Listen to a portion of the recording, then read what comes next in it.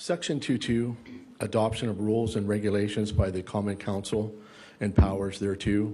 I, the Council shall have the power to financially supervise and investigate all departments, officers, and employees of the city, and to investigate the affairs of any person with whom the city has entered or is about to enter into a contract. The Common Council has repeatedly attempted to silence discussions on the floor, claiming several reasons for their actions. One, they assert that the Common Council lacks oversight over a state senator's office. Two, they argue that the matters raised are not pertinent to the city of South Bend. Three, state that David Niskoski does not have a contract with the city of South Bend 2024. However, these statements reflect not only a misunderstanding of governance, but also a misrepresentation of facts to taxpayers and city residents. On February 12, 2023, and in previous years, Vice President Niskoski signed and submitted a uniform conflict of interest disclosure statement to the State Board of Accounts. But we could not find one for 2024. In 2023, though, Vice President Niskoski wrote in the State Board of Accounts, I was an employee and minority owner of Niskoski Plumbing Incorporated. My interest in the company terminated in 2021, and I am not employed with the company. I have no involvement in management or operation of the company. My husband has a minor interest in the company. My question is, David Niskoski owned a minority interest in the company on February 12, 2023. Does David or Council Vice President Sheila Niskoski own any of Niskoski Plumbing in 2024? Do either of them have a pecuniary interest in the company as outlined in Indiana Code 35-44-1-1-4?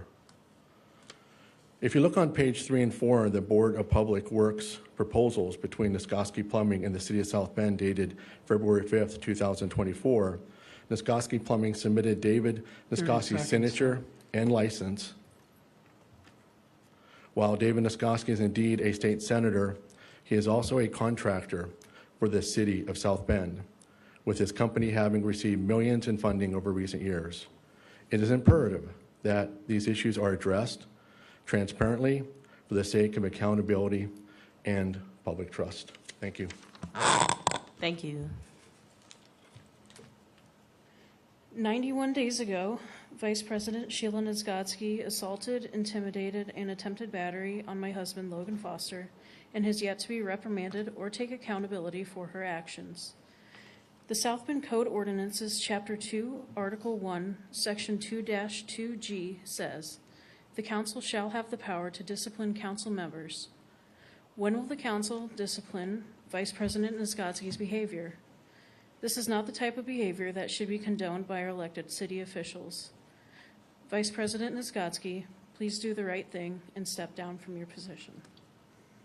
91 days ago, Vice President Sheila Niskoski assaulted, intimidated, and attempted battery on Logan Foster, and Niskoski has yet to be reprimanded or taken accountability for her actions. The South Bend Code Ordinance, Chapter 2, Article 1, Section 2-2G says the council shall have the power to discipline the council members. When will the council discipline Sheila Niskoski's behavior? This is not the behavior that should be condoned by our elected officials. Vice President Sheila Niskoski, please do the right thing and resign from your position today. Thank you. I'm a local businessman with an office at 3215 Sugar Maple Court in South Bend. I'm here tonight as the president of Businesses United 4. We're a corporation representing 25 South Bend businesses. We are seeking fairness for the truly homeless in our community, as well as a greater fiscal responsibility from our local government. And lastly, fairness and freedom for all media platforms to share and report on the actions of our government. All this is transparent and for the genuine improvement of the city of South Bend. I want to thank all of you council members, except Councilman Troy Warner, for meeting with us over the past 6 weeks to learn about our plans to protect the city from being overrun by more homeless immigrants from surrounding states and communities. We gained valuable feedback from their review of our efforts.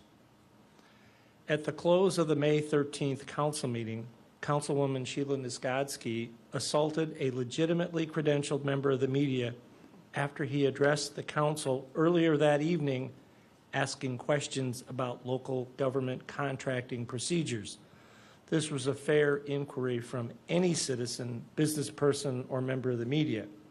His questions were badgered back by Councilwomen Nisgodsky and McBride with belittling comments in an attempt to avoid his questions. Their contempt for the public speaker, Logan Foster, was reprehensible and a violation of all public procedural decency. No public speaker should be cross-examined for asking an open and honest line of questions. And Councilwoman Nisgodsky's subsequent assault on Logan was simply appalling. With that said, since then, this council has done nothing to sanction Ms. Nisgodsky for her actions. No rebuke, no censorship from her committee positions, not even an apology.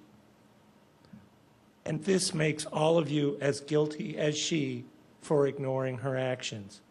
Shame on you as a council for condoning her actions through your silence.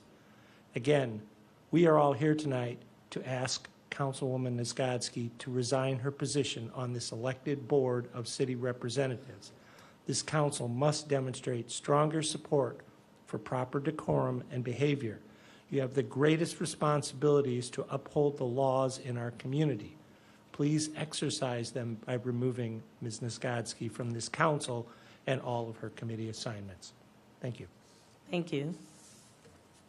This is an important moment for the floor to present its concerns, and it's not a time for cross-examination by the chair.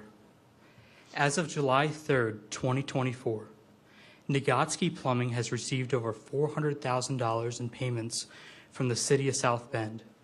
This is the same Nisgodsky Plumbing for which Vice President Sheila Nisgodsky has previously been required to submit a uniform conflict of interest disclosure statement due to her pecuniary interest in the company. Notably, the State Board of Accounts has not received this required disclosure from Vice President Nisgodsky for the year 2024, raising serious questions from the residents and the taxpayers. While Vice President Nisgodsky publicly claims she is no longer affiliated with the company, her pecuniary interest persists. The documents I possess indicate that her husband, David Nisgodsky, is not only an owner of Nisgodsky Plumbing, but also submitted his signature and his plumbing license in the 2024 Board of Public Works application, which facilitated the disbursement of over $400,000 to the Nisgodsky Plumbing business in just 6 months of 2024. Ignoring the obligation to disclose such pecuniary interest would constitute a Class D felony, and it is critical for the council to investigate why Vice President Nisgodsky failed to disclose her and her dependents' pecuniary interest in the year 2024. Why would the Nisgodsky family, or would the Nisgodsky family have secured the contract with the City of South Bend and the Board of Public Works if David Nisgodsky's plumbing licenses had not been submitted with his signatures in the 2024 contract? I think not. Additionally, despite claims that David Nisgodsky is retired, he provided his active plumbing licenses to the Board of Works 2024 contract to receive plumbing contracts from the City of South Bend. This matter deserves thorough investigation as it raises significant concerns about potential fraudulent conduct. Bob Palmer, Sharon McBride, and Sheila Nisgodsky have publicly claimed that David Nisgodsky does not have an active contract with the City of South Bend. If that is the case, why is his signature and license throughout the 2024 submittal with the City of South Bend and the Board of Public Works? If David Nisgodsky is retired, as you all claim, 30 seconds, sir. If he is retired, as you all claim, wouldn't this be fraud? Knowingly submitting the license of a person who has retired who has no pecuniary interest in the company, so the company can receive hundreds of thousands of dollars from a government entity? That sounds like fraud. My last comment, as I stand before all of you, I'm again asking that Vice President Nagoski resign from her position as she assaulted me in the council chambers as you all watched. Time, sir. Thank you. Thank you, sir. Clerk Toronto, do you see anyone on